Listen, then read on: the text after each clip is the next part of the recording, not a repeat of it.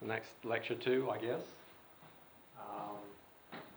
And we're going to talk about Malthusian growth, aren't we? But just a quick recap on last time. So, what did we talk about last time? Can anyone help us there?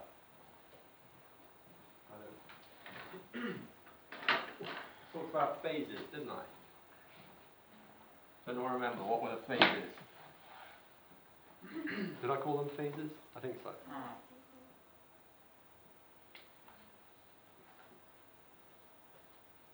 So we're totally short of pens here. I'm going to have to go look at pens in a minute.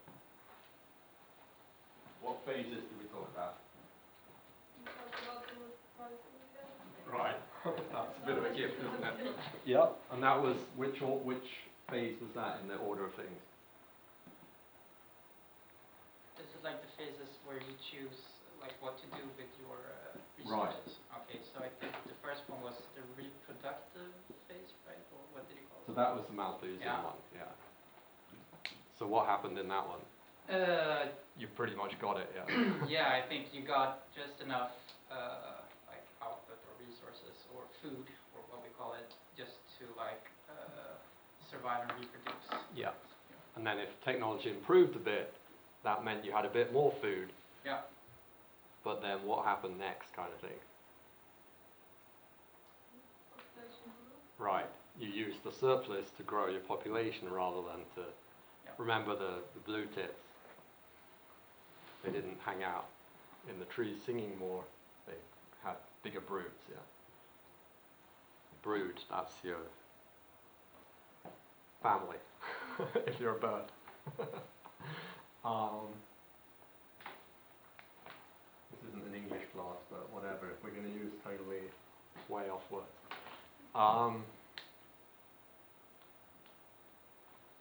It's also this word. Do you know that word? Broody. It means you kind of want to start a family. Which is you use that to describe humans. Okay. Right, so that was the Malthusian phase. What happened at the end of the Malthusian phase? There's something that it's got a name. It's not really economics, but it's a transition. What was the transition? Do you know? I think I mentioned this probably. Not sure. I might not even have mentioned it. There's a thing called the demographic transition. Demography, that's like the study of human populations.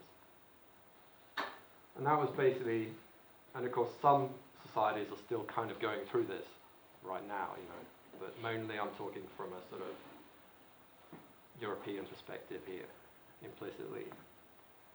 So we went through this demographic transition 200-300 years ago, and we started sort of consciously controlling our population instead of just sort of breeding. And what phase comes after the transition? The consumerist. Right, so this is just something that I made up, yeah. So the Malthusian thing, that's a sort of accepted term, and then I've made up this term, the sort of consumerist phase, where now we're using the surplus which we create from technological progress to sort of consume more stuff, basically. And then we talked a bit about how come things like energy use track GDP, which was kind of weird, wasn't it?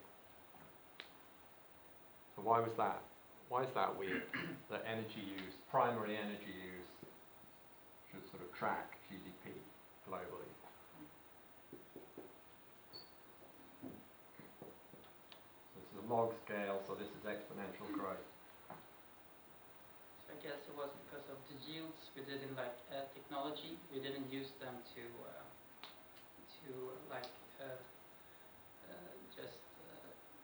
we use them to consume more energy dense products instead of just right. So it's sort of why it's weird that this happens is that you think that as well as labor efficiency increasing, energy efficiency would increase too. So So we're producing more and more stuff, this is Y going up. But if energy efficiency is increasing, then surely we shouldn't need more and more energy. At least the curves should diverge, you'd think, at the very least.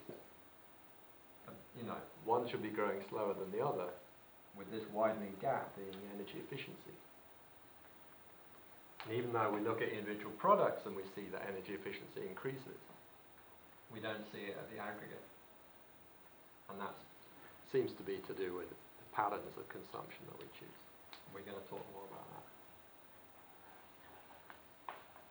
And then we mentioned what could potentially a future phase be. I can't even remember what I called it. Looks like you remember what I called it. But it was some kind of ideal phase when we choose leisure instead of consumption. Yeah. Maybe I think you call it leisure. Technotopia or something. Oh yeah, sorry. Yeah, you did. You did. Maybe. Yeah. Because it's kind of odd that we still work so hard, isn't it? We don't need to work really anything like as hard as we choose to. Just if we just wanted to get enough to eat and have enough to stay warm in the winter and so on, we could work way, way, way less than we do. And of course, at the same time, we could leave much more space on the earth for nature and whatever if we chose to. So maybe we will in the future. We'll talk about that later in the course. Okay, so that's some of the key stuff we talked about in the first lecture. Now we're going to go on to look at the Malthusian phase.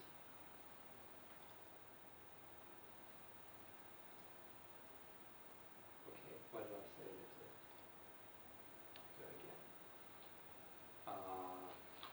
Yeah, it's this one.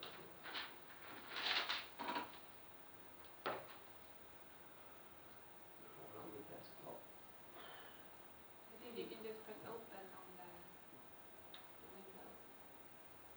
If you cancel, press open. Yeah, we can do it that way. Oh yeah, but then I can do this stupid browser.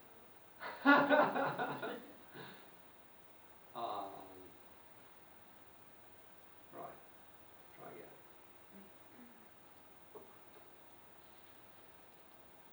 Here we are.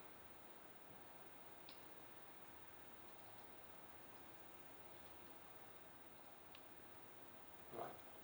Oh, I'll get there in the end, obviously.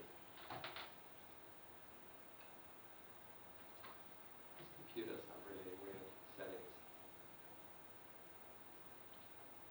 Okay, so now we're going to look at the first phase, which is the Malthusian one, and we're going to spend like a pretty small amount of time on this. We're not going to talk about this at all, and then we're going to spend ages on this. Basically, the main 90% of the course is about this, and then at the end we'll mention this technotopia kind of idea. Okie doke. So this is the first model, basically. We just went straight into this model. So, I'm not going to go through this, right? So Gustav, you're going to struggle here probably. But you can look at it later, the video. But I want to talk about this instead a bit, right? So we're not going to go through the math, but we're going to talk about this a little bit. So, I'm not quite sure how this is going to go, but let's see. So, give me some thoughts about this. What's going on? Can anyone off a straight arm? That's a Swede say. Or on the straight arm. Give me some thoughts about this model. Is it a production function Yeah. So what? for the society? That's the first equation there. And then It's a production function. Production per labor hour. Right. Well, it's actually L is the total number of people. Okay. So that's production per person. And then the change in total labor. Right.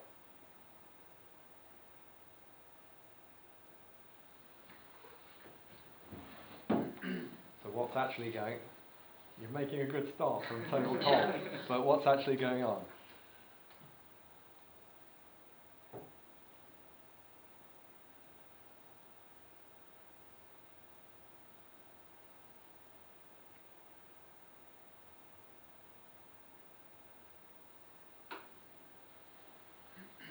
We have population growth, Right.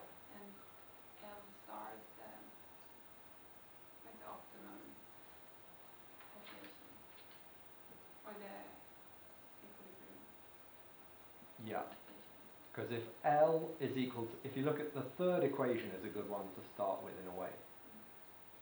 If you think of L being equal to L star, then what can we say about population?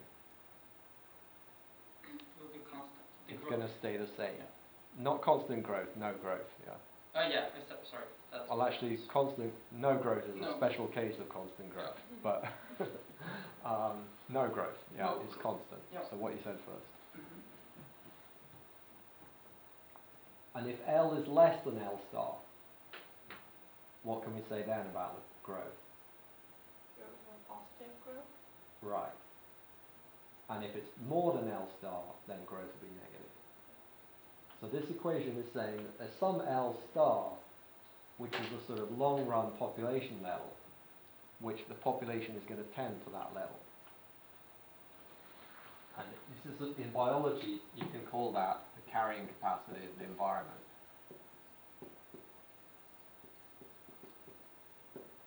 How many individuals of the species can survive in the long run in this given environment?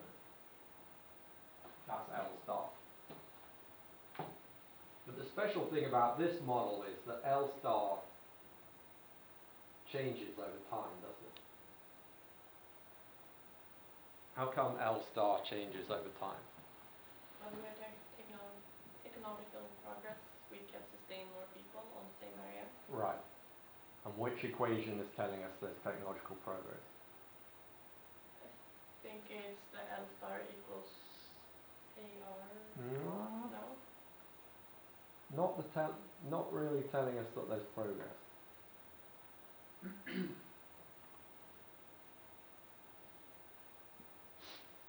It's the last one, right? It's the last one, isn't it? Yeah. So this is, because these are the different productivities, right? The AR we just told is fixed. The AL, labour productivity, seems to be able to change from one period to the next. So if this lot is more than 1, then ALT is going to be bigger than ALT minus 1. So their productivity is going up. I got a question about that equation. I really didn't understand maybe I didn't be good enough, but the concept of like knowledge depreciation. Like Yeah. the delta number. So you could do this without that, Uh, and it would be basically the same. But then, if there's no knowledge depreciation, then the only thing that can happen is that either knowledge stays the same or it goes up. But this is saying, basically, the idea behind that is that if you have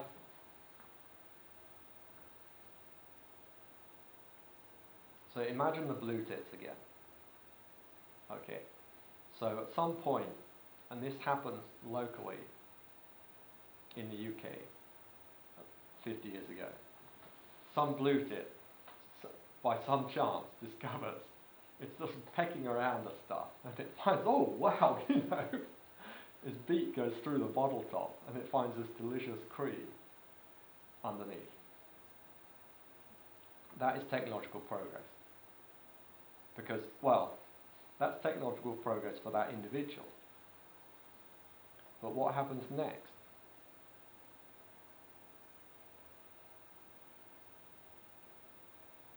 one thing that could happen is that individual dies, it flies off, delirious with happiness, fails to notice this big lorry coming down the road.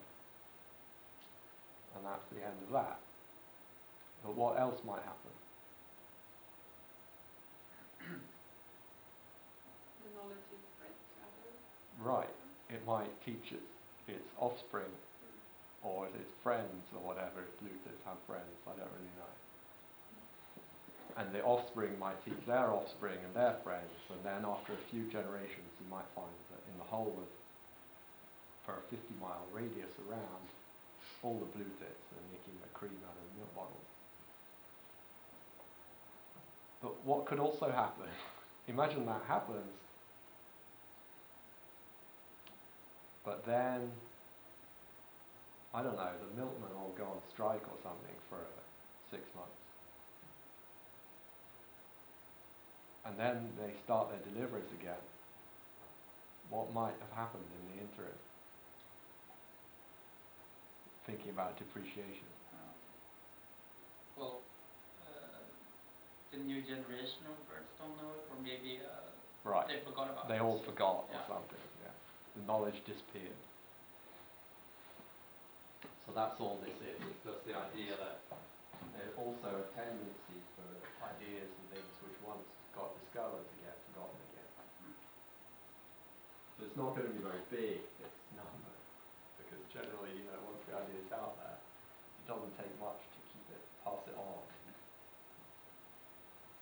But theoretically, you could certainly imagine circumstances like this is going to be bigger than zero anyway. It's not a big deal. Okay. And then, what does this imply about how knowledge grows? So imagine you've got some fixed population. So forget these other equations. And imagine this is just fixed. How's knowledge going to grow?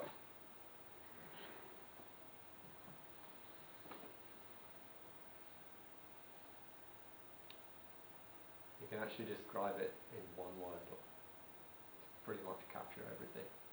But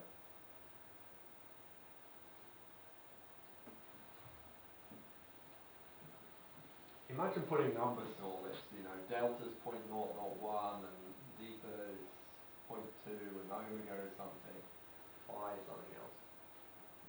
What will this end up looking like? It'll be ALT over ALT minus 1 is 1 minus something plus something. Hopefully this will be bigger than this, right? Otherwise there's so few people that are sort of forgetting things faster than they're discovering them. But let's assume there's enough people around that they're coming up with new ideas faster than they're forgetting the old ones. So let's say that this comes to 1.02. So what's that telling us then? What's the growth rate of knowledge in kind of everyday language?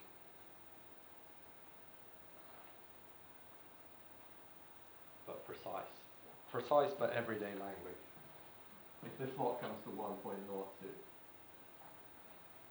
Positive. Okay, yeah. Can you be a bit more specific?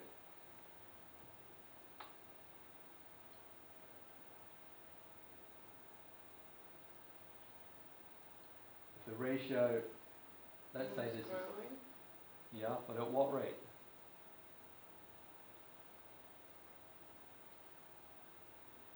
If that is equal to 1.02, right?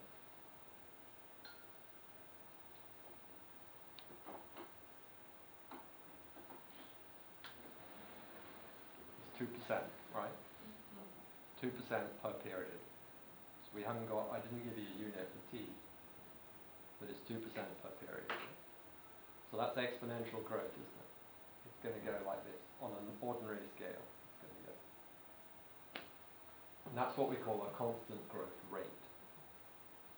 For those of you who are following macro, I'm sure you're familiar with that.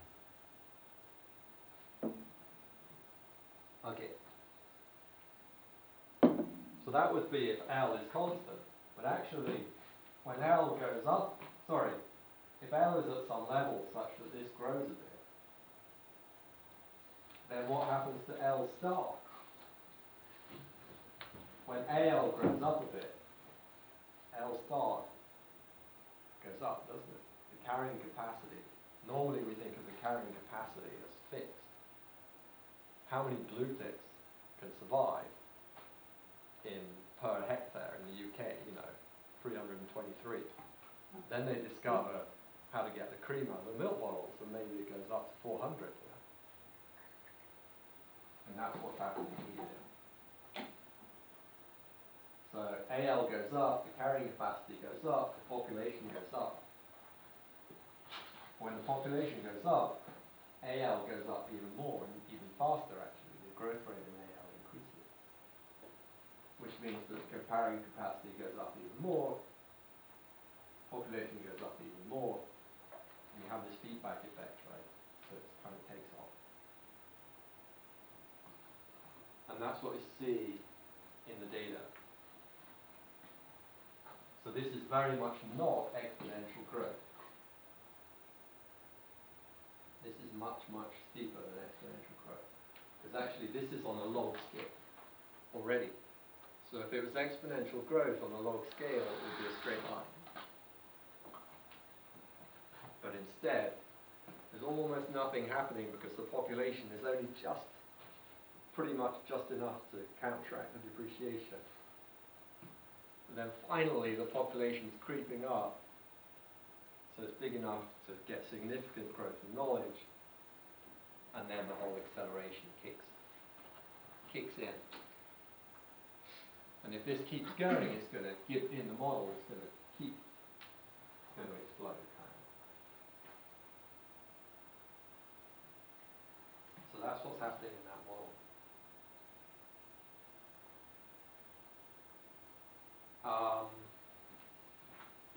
What do you think? Does it make any sense as a kind of simplified description of what went on between 70,000 years ago and the year 1700? Is it? Since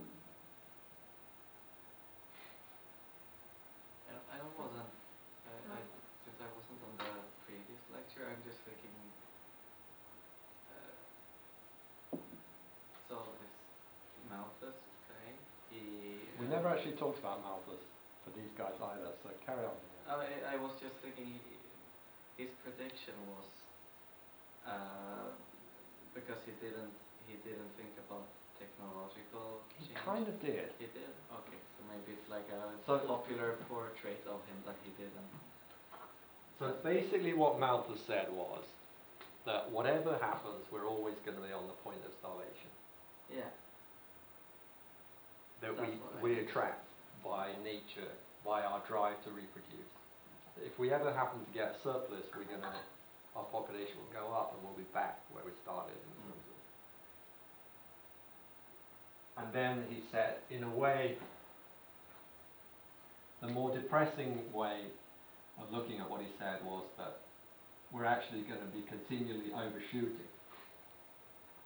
And then, so his main idea was that things are more static because he didn't really have this. Of course, he didn't have any math. He was only talking, so it's why you can interpret things in different ways, what he said. Because he wrote quite a lot as well, and there's always different ways of looking at it. But one way of looking at it in a sort of more modern context, if this is Y, production per person, no, sorry, not Y, L. The population, we have this natural tendency to reproduce, and it might be fine for a while, but then we're going to go beyond the point of starvation where we've got too many people to survive, and then there's going to be what you call natural checks, which is like, so his idea, one way of looking at what he said was that I guess like he was inspired by the starvation of Ireland or something. no, because he was before that. He's actually an awful long time ago, Malthus. It's like 1700. So way before. I'm pretty sure he's around 1700. So it's kind of ironic that he came up with this theory at exactly the time when it was no longer true. Yeah. It was amazing for getting a grip on what had happened up to the time that he lived, but from that point onwards it stopped being true. And what happened, could you say then? Like, what made his predictions wrong? It was that we control our own population instead of just being like the blue tits. Instead of it's just like you have loads of kids and the more that survive, the bigger the next generation's population is going to be. It's more like, no, I think let's stop at 3. Or, And a huge reason for this, I mean, of course we have contraception and so on, but another huge reason was like moving to cities. With the Industrial Revolution and moving to cities, it's suddenly like, wow, what are we going to do with all these kids? It's the problem of helping a family survive is very different when you're living in a city. I mean, I think it wasn't until pretty recently that we stopped having like big amounts of. Yeah, I mean the demographic transition is a gradual process. So I'm presenting it as quite a sort of. But basically, from round about 1700, we started to. The income per household started to go up.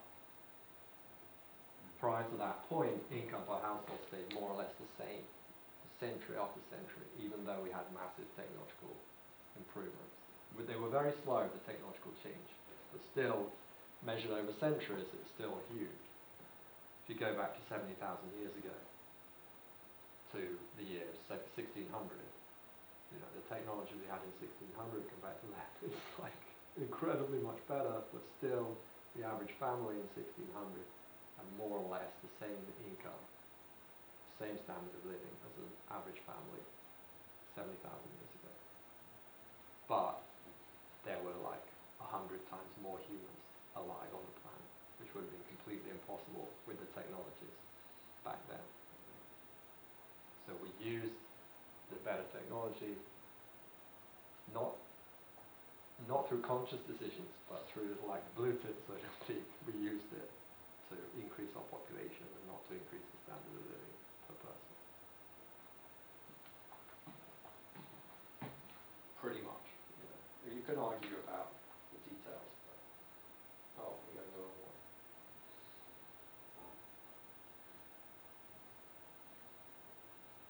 Okay, so that's this model now. And that's, thanks for asking about Malthus, because we never really talked about it. So Malthus, a lot of it was, he had this idea of these sort of regular catastrophes, whereas in our model, it's basically like this. We're just saying that, look, the population can't go up because we're on the breadline, but we're not building in these fluctuations that he talked about. But then, through this mechanism, it actually does start going up. But what doesn't go up is income per household. Okay. But where does nature fit into all this? Okay. So in this model, we just said the productivity of nature is constant. So we just say nature is just a sort of passive recipient of our attention, so to speak, and we sort of extract stuff from it. But we can't sort of destroy nature, say, in this model. But what if we can? What's going to happen then if we stick with a kind of Malthusian idea that our population just changes like the blue tips? And that's what the next model's about. And this is just a bit of fun, really.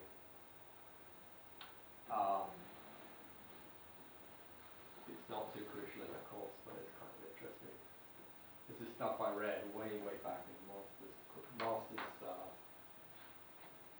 a one-year master I did in the UK, or from the UK, 25 years ago. Has anyone had a look at this stuff? Or? I did, just briefly. Yeah. Yeah. So it's basically, I'll just talk briefly about it. It's really more a bit of fun reading for this course. this is a way of categorizing people's views about nature. And the idea is that the view you have about nature depends on your sort of fundamental type of person you are, kind of, or your situation in life. And some people like sort of competition, and others prefer no competition and cooperation, if you like. And some people like equality, and others like inequality, or are kind of in situations of competition and inequality, if you like. It's a bit vague, or you can interpret this in different ways.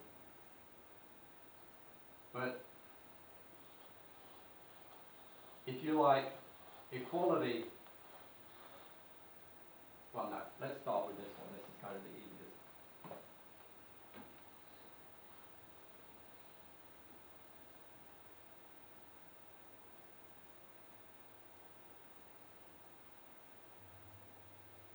So hang on, what is equality down there? It's easy since I looked at it.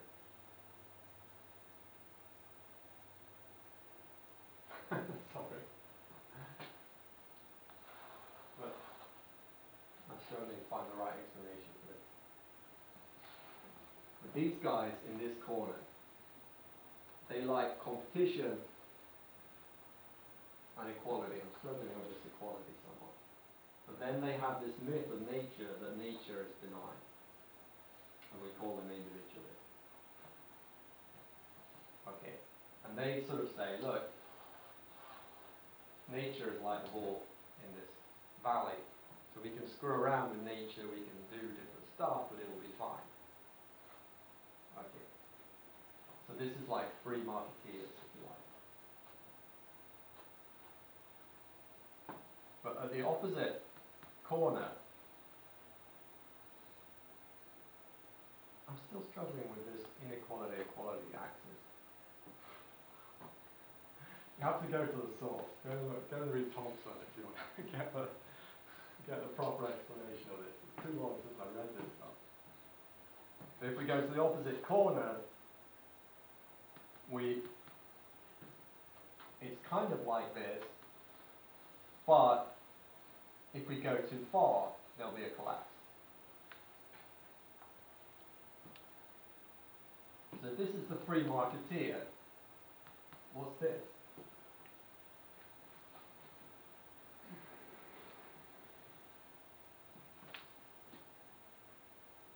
So I remember from text that you compared the hierarchist one as like, for example, an environmental economist. Right. So maybe it would be like the market with regulations. Right. Yeah.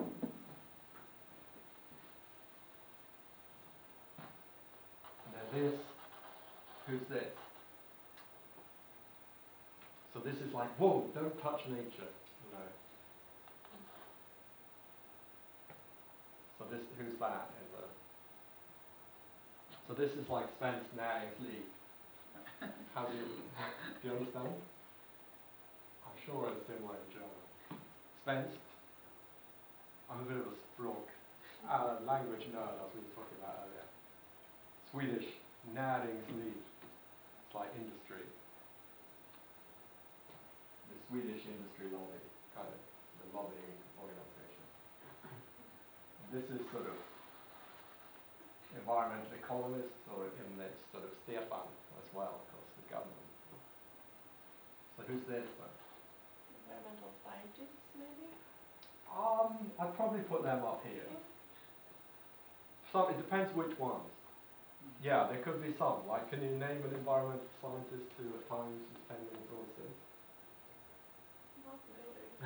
I'm thinking of Rockström. I was gonna say Rockström. You know Rockström, right? Yeah. Hello? Yeah. Yeah. But I'm more thinking like Greenpeace or whatever. Who's this?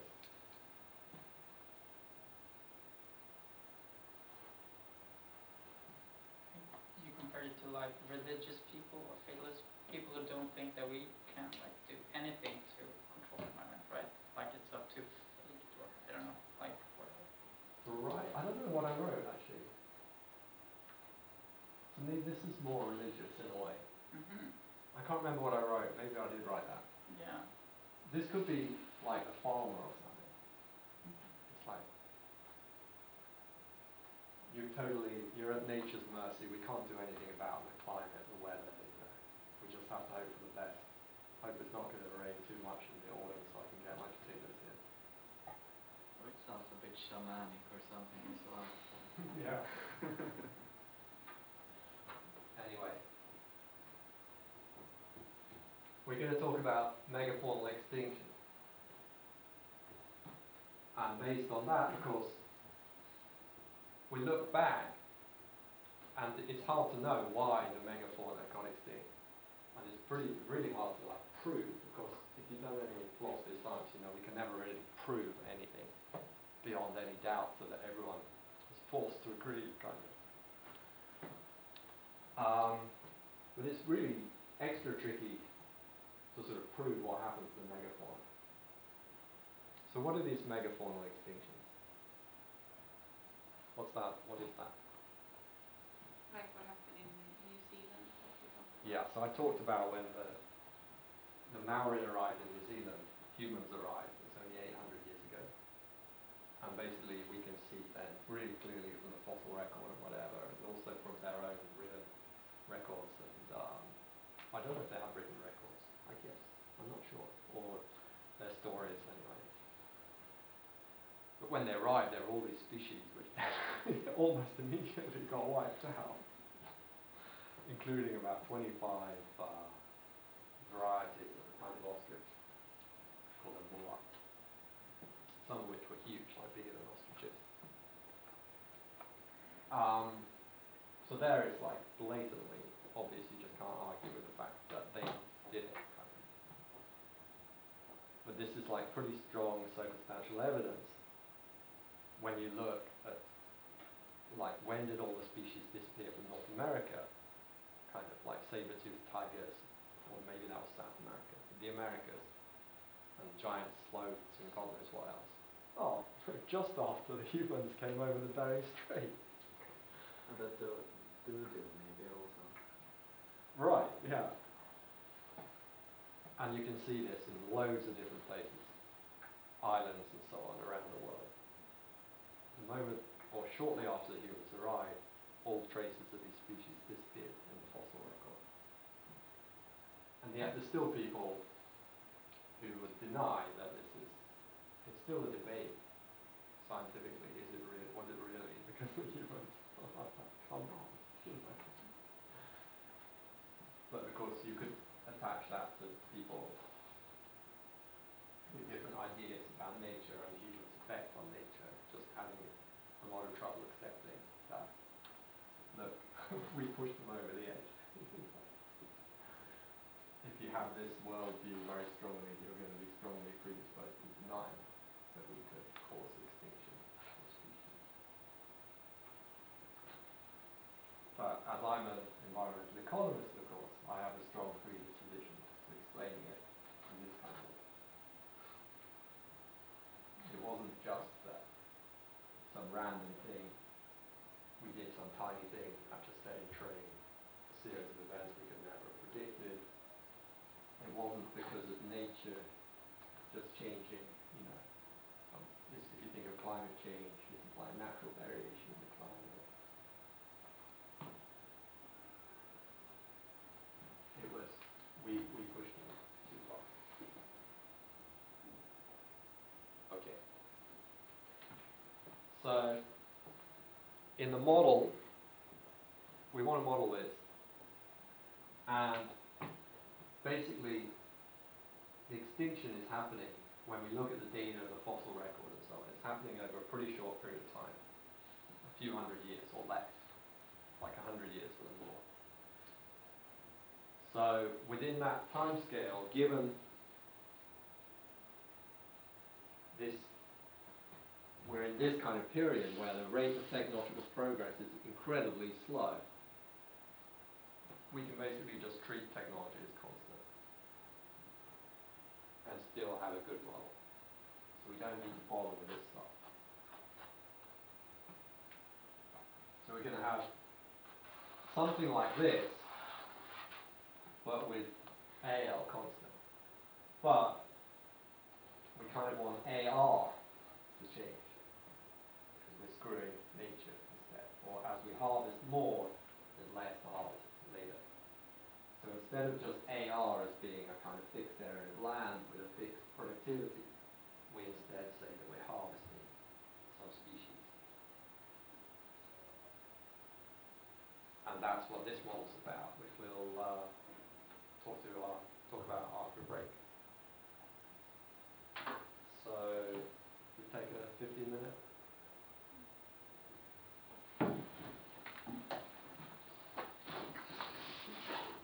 Sorry, I missed about 5 minutes.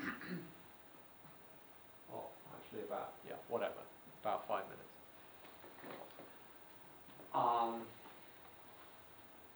Okay. What about this one?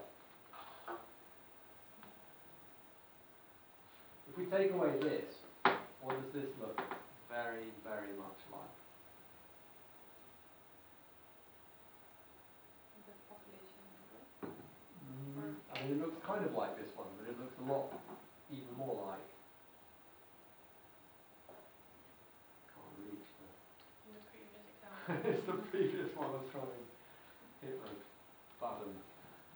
This is the previous one, isn't it? But with ends instead of L's. So then what is this? In a word? Hunting. Harvest. Harvest. Okay. Yeah. Which is closely linked to hunting, but it's not quite the same thing, is it? Hunting effort is in direct proportion to L, and then the amount we actually harvest is L times L. So of course, this is like, if we take this n over here, it's like nt plus 1. How many animals are there next period? It's how many there were in the previous, plus this, which is about their reproduction and growth, minus Harvest. So, pretty straightforward, yeah.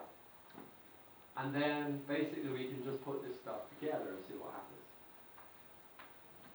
And I talked about this in the video, that these dynamic equations, one way of trying to get your head around it is, like, imagine we know the situation in period t, then we can tell you exactly the situation in period t plus 1.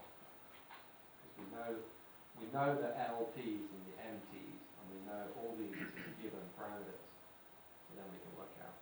So then we can easily stick that into MATLAB or whatever and actually run the economy. So what's going to happen, let's imagine the humans arriving in North America, crossing the Bering Strait, which is what we did. Where's the Bering Strait? Like Greenland or something? You learn all sorts, don't say you don't learn different stuff in my classes. Oh, it's across from Russia, isn't it? It's between Russia and Alaska. That's where I was stuck.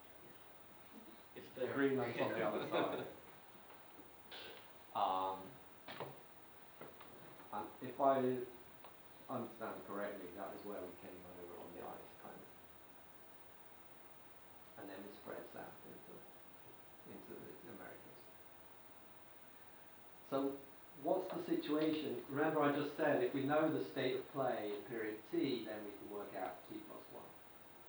So we just come across the ice and we spread down into Canada and the US. What can we say about L and N at that point?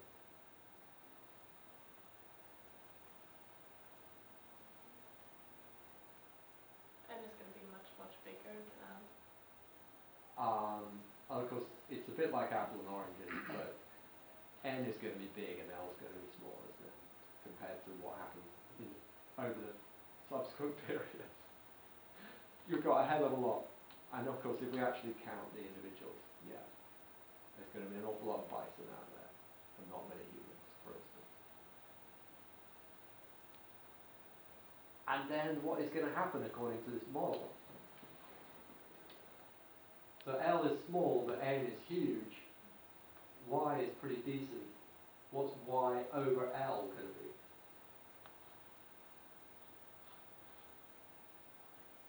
L is very small, y is decent. Can be big. It's pretty big, isn't it? In fact, we know it's 5 times n, don't we? And n was huge. It's like, wow, this is paradise. There's all these animals, and we just go out and slaughter them, basically. And then, according to this, we're like the blue bits, we've just discovered how to open the milk. Population's going to go up. But then, of course, as L goes up, Ln goes up. And what's going to happen then here? Goes down. Right, and that is going to, and then as L goes up and up over time, because it takes time for our population to go up. Yeah. And as that's happening, there's increasing pressure on N. And at some point, N is going to start nosediving when L gets bigger. And when N nosedives, what happens to L? Well, what happens to this? Decrease. Right, and then what happens to L? When N is decreased, It follows. right, as Y bar over N becomes big, it starts turning negative. So then you get this cycling. So, I didn't label You this. get this, like this more Malthusian Yeah. kind of, does it show?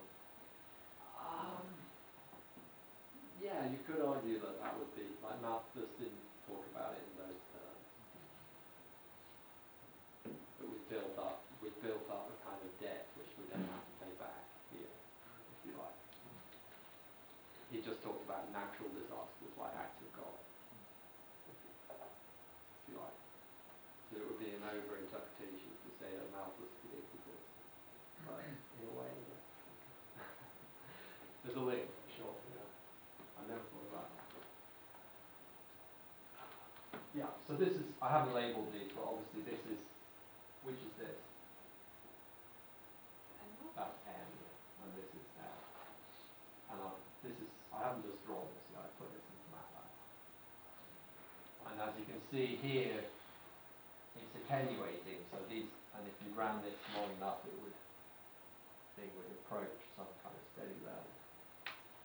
There's plenty of models you can build where these fluctuations will carry on forever in the same amplitude. That's a sort of classic predator-prey model.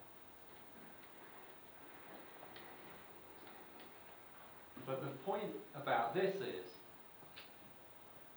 that with this kind of model, neither the humans nor the animals ever go extinct.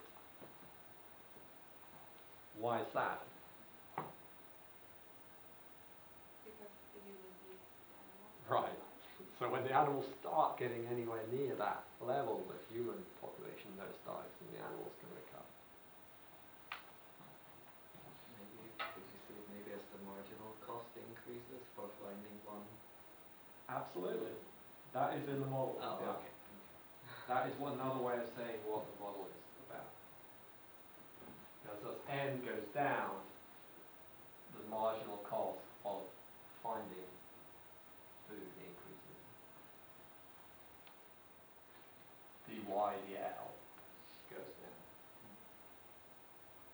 So the amount of food per effort goes down.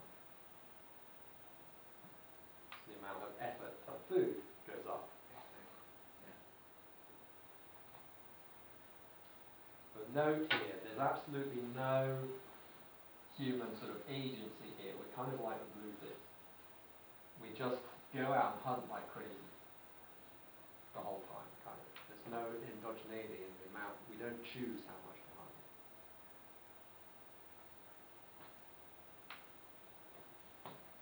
In the model.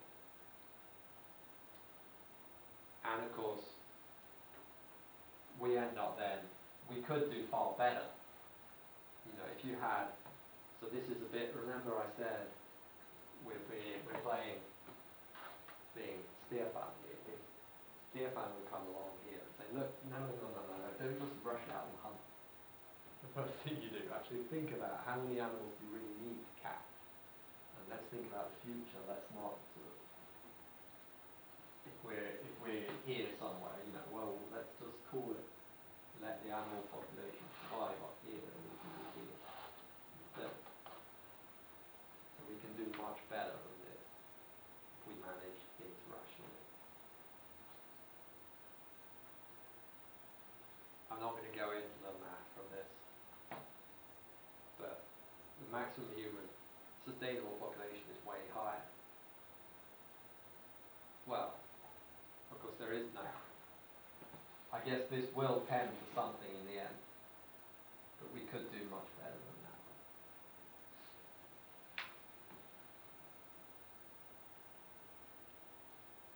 If we had steer farm to help us. So we know the model doesn't lead to extinction. Why not? We talked about that. How could we adapt the model to deliver extinction? Of course, you know that now because you've seen the video. But can someone,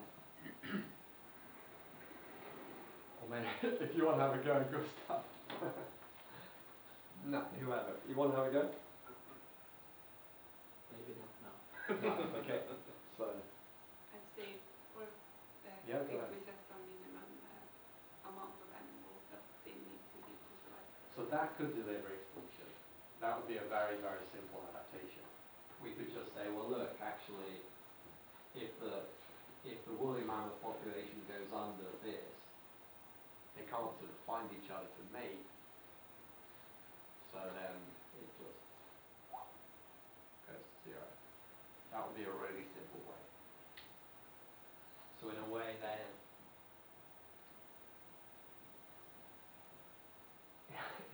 in a way our model here is kind of like this. In a way, you can never get over down here in our model as it is.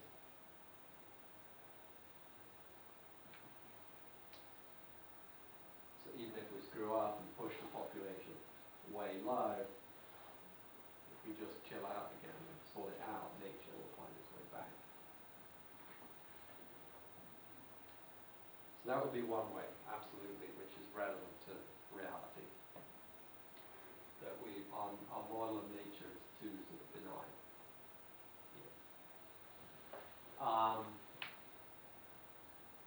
What's the way that we actually do in the next model? Provide alternative source that human can use to survive, Right. so they're not dependent on the big animals. Yeah. So the lesson from this is if we're totally dependent on something, we're probably not going to destroy it. In the model, it's because we can't, literally, in that version of the model. But also, in the real world, with Stefan and so on, if we're totally dependent on something, it's going to massively raise the chances that someone is going to say, well, what? Whoa! So imagine this model, we're totally dependent on the mammoth here, aren't we, if we're going to say they're mammoth. And if we know that if the mammoth population drops below here, then it's actually going to, there's nothing we can do, it's going to die out. Hopefully someone, somewhere along here, is going to think, whoa, let's sort this out, guys. So the chances of that go up massively, don't they? Compared to if we still have this line, but there's some other stuff we can use survival. Okay. So the bigger the disaster, the more of losing nature, the more likely we are to look after nature. Right? Which is not saying it's guaranteed that we will look after nature. Of course. Okay.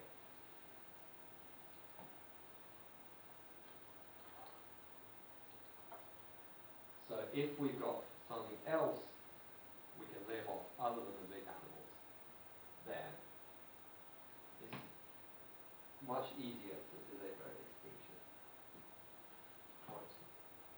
You can build basically you can build a model that gives extinction more under more if you introduce something else for us to apply. And this is basically all we do in this model. So now we harvest, we're still just going out and harvesting like crazy, and we just harvest whatever we find. We sort of go out and hunt, and as soon as we find an animal, we kill it, right? This is the kind of idea, isn't it? And the more animals there are out there, the more often we find one to kill. But now there's big animals and small animals. The big animals, they still have this dynamic, long run change in population. But the small ones are assumed to kind of breed very fast. So they're basically, their population responds instantly to our hunting pressure, which is kind of a shortcut just to make the model manageable, so you don't have 3 state variables. So these are called state variables, yeah. Maybe with that terminology. State, like a state of the world. Tillståndsvariabler. State variables.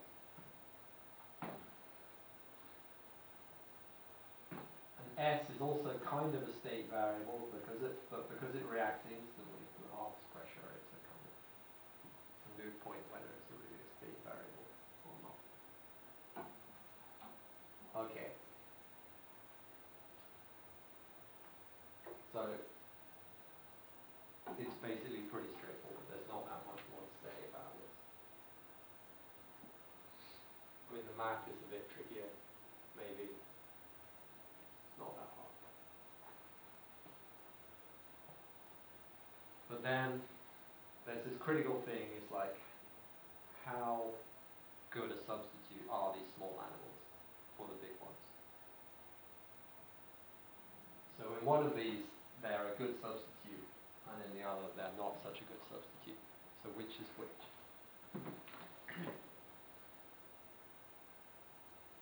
Have a think.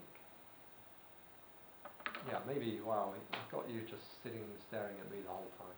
Why don't you talk to your neighbour and just sort that out?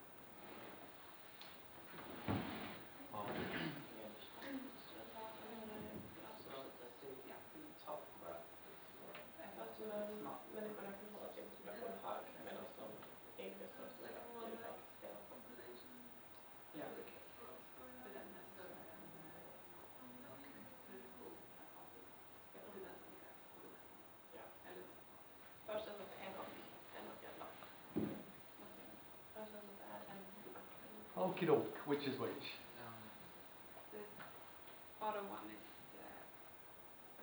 where they can sustain on this one. Right. So, which curve is which? At the bottom one. The one that ends is the largest animals. Right. Yeah. And they're just going down to 0, aren't they? Mm. And then the human population, despite that, levels off at some high level. So what are we living off up there? It's obviously the small animals. Just one thing, are the big animals actually extinct in this model? Leading question. I mean, you say in the video that the model does not allow for total extinction, so they're like almost extinct, but not really extinct. So here they might be like 0.0001 of a woolly mammoth. And actually here there might be like 10 to the minus 7 woolly mammoth left or whatever. So obviously then we need to introduce, to make it make any sense, at some level there has to be a population below which no, they're not going to find a mate. Obviously below 2 it's kind of tricky. Unless one of them's unless it's pregnant, I suppose. Whatever, yeah. So as soon as you introduce that at some low level, at any,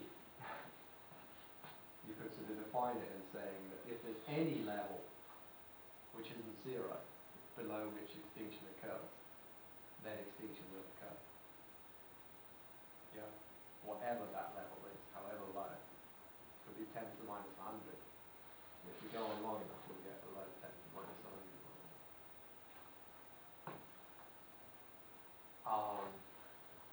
So the back row, what's going on in the top one?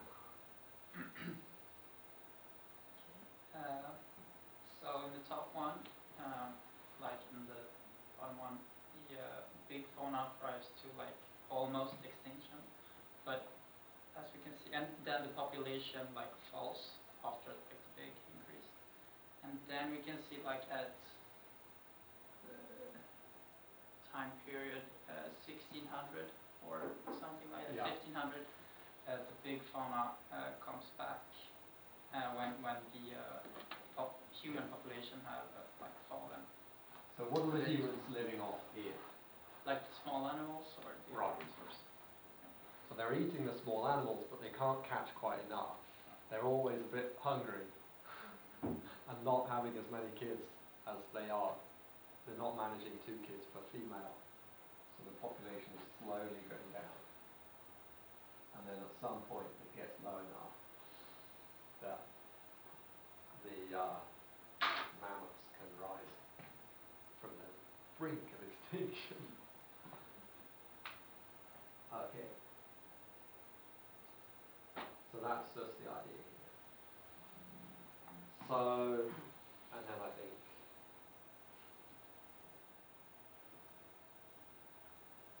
okay, yeah. Have a think about that. Chat to your neighbour. I'm going to go and get a cup of tea.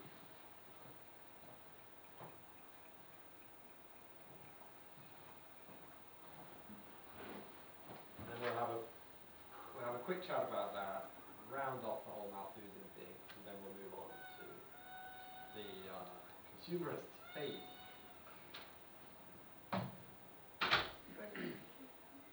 We're not that dependent on it, I guess. There's no one good for a big delivery. Yeah.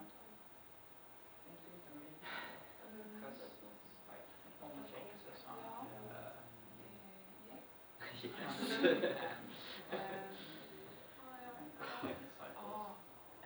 while like Alltså helt enkelt på grund av att det inte är så but människopopulationen ökar. I'm not sure for that, but Ja, men inte inom en modern ekonomi.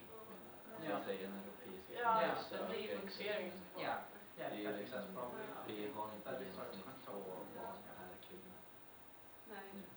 Det kanske Ja, jag har, det- men Men det är inte som att I Sverige har vi inte det. jag tror inte man kan. Nej, det har vi inte. Så vi har en minskande population. Precis. Ja, men det är för vi Ja, exakt. När vi fångar mer djur så konsumerar vi mer istället för att öka vår population. Vi blir feta istället. Liksom. Ja. Och då är det relevant med dem. Ja. Typ den här gången. Ja, du har redan gått igenom Jag allt. sa det visst. Du har redan kollat igenom de här föreläsningarna. Ja, alltså vi är på alla vi. Det är ju classical model. Men vi var ju så rika inte mycket. Nej, Jag kände att det var ganska så här throwback till mycket. Jag kan inte gå igenom det här. Ja, så sa de. Ja. Ja. Jag hade ju kanske sa ibland som säger inte riktigt det jag menar.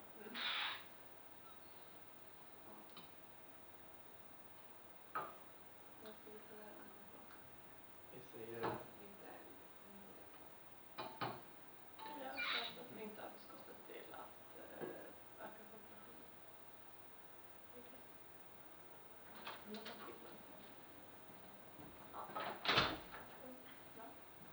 Okidok.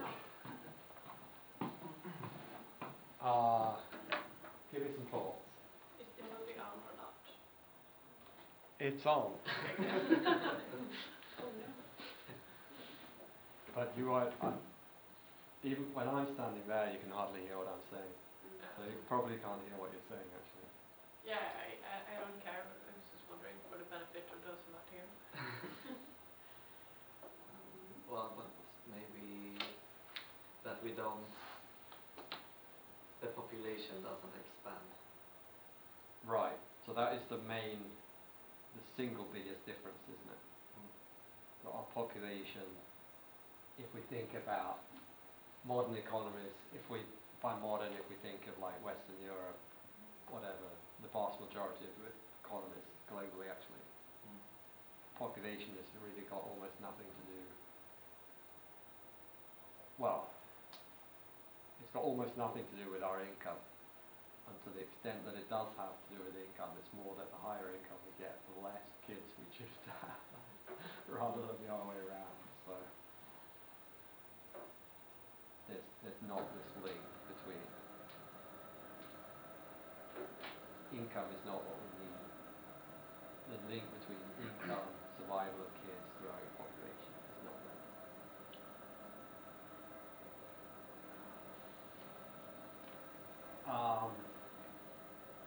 What's this about cataclysmic environmental damages? What's a cataclysm? It's like a massive disaster, right? So, the most pessimistic sort of prophets of doom or whatever might claim that things are going to get so bad with climate change that we're not going to be able to grow enough food. This is going to become a limiting factor for human population. Well, of course, people have been claiming this, like Lester Brown or for 50 years or more. We're going to hit the limit of what the food we can produce on the planet. It's like there's always been these prophecies Yeah. lately. Yeah. So, what, roughly how, if you think of global, if we define resources as useful things, including like labor and capital, okay, as resources, so not just natural resources, roughly how much of our resources globally do we devote, measured in financial terms, what proportion do we devote to producing food? So remember we talked about the proportion of global product that goes to oil, for instance. How much of it goes to food? That's another way of saying the same question.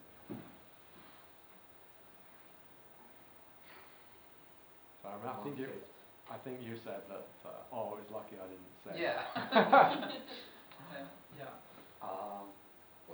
Did we say what was like 5%. 5%? 5%, Yeah. ish. Mm-hmm. You said 1/5. 1/6. Anyone else want to have a guess?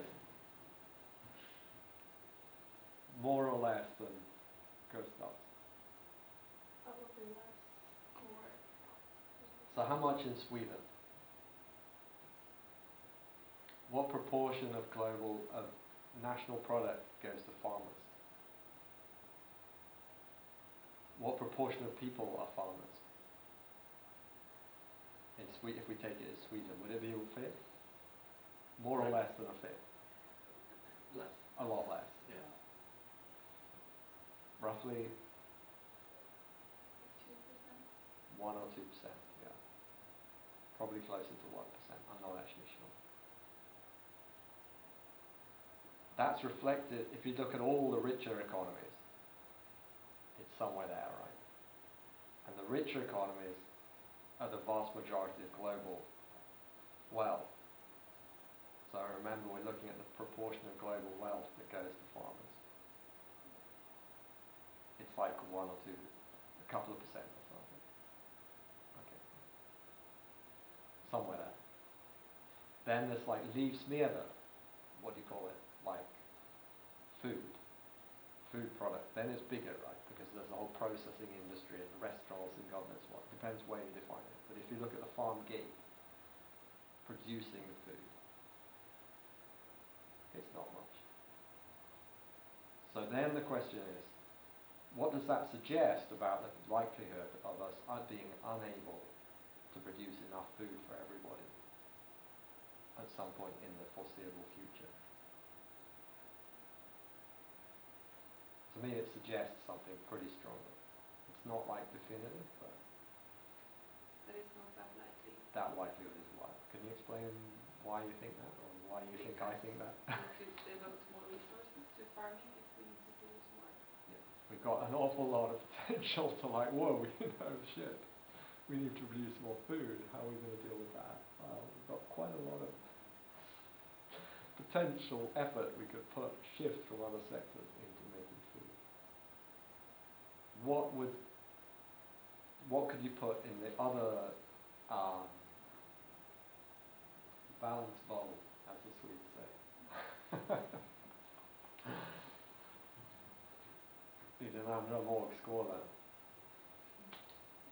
You can't say that in English.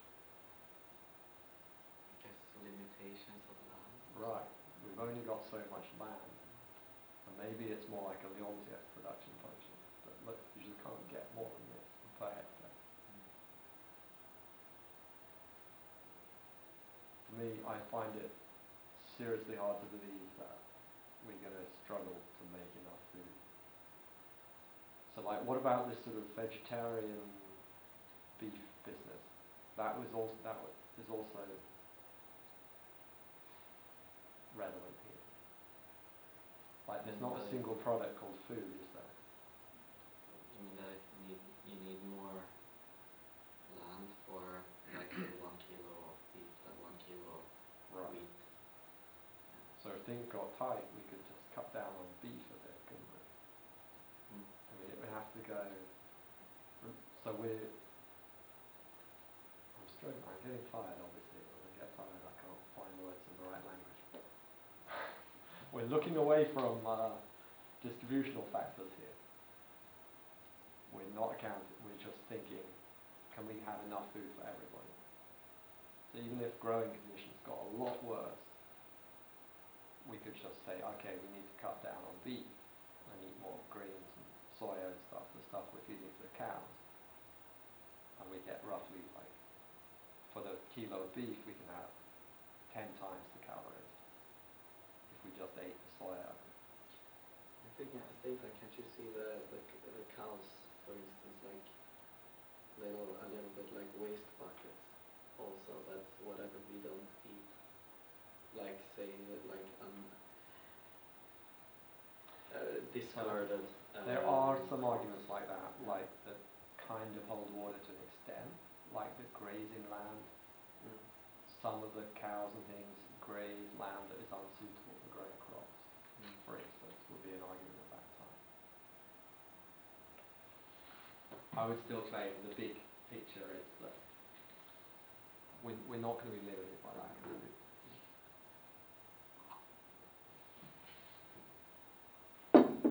So then what do we do? So we don't really want to link population to food supply anymore since the demographic transition. So then we've got two choices. We link population to something else, or we just ignore population. Okay. So what am I doing in this course? I think Ignoring population. we ignore population from after the transition. And I talk about that a little bit in the intro to the book, I think. Yeah.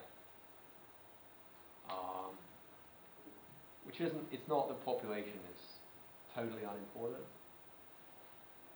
but other things are a lot more important. I think if you really care about sort of nature as such for its own sake, then population gets more important. Because the more of us there are, the more we tend to take over the surface of the earth and leave less space for nature.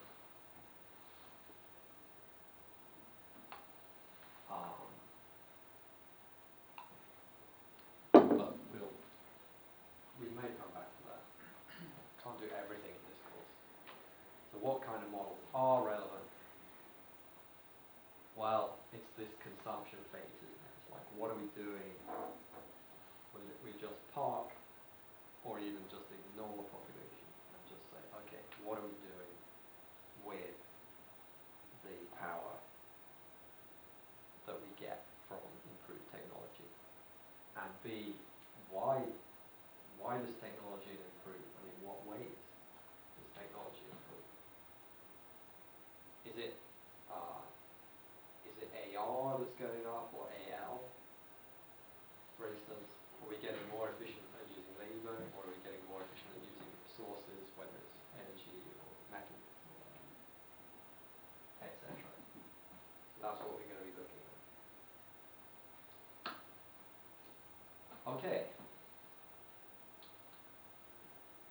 want it just relaxed, touching neighbour, but I don't think it's a bit, let's take a break in 10 minutes. Just chill for like 1 or 2 minutes while I'm sorting out the next sense lights. Oh, and I'll actually stop the video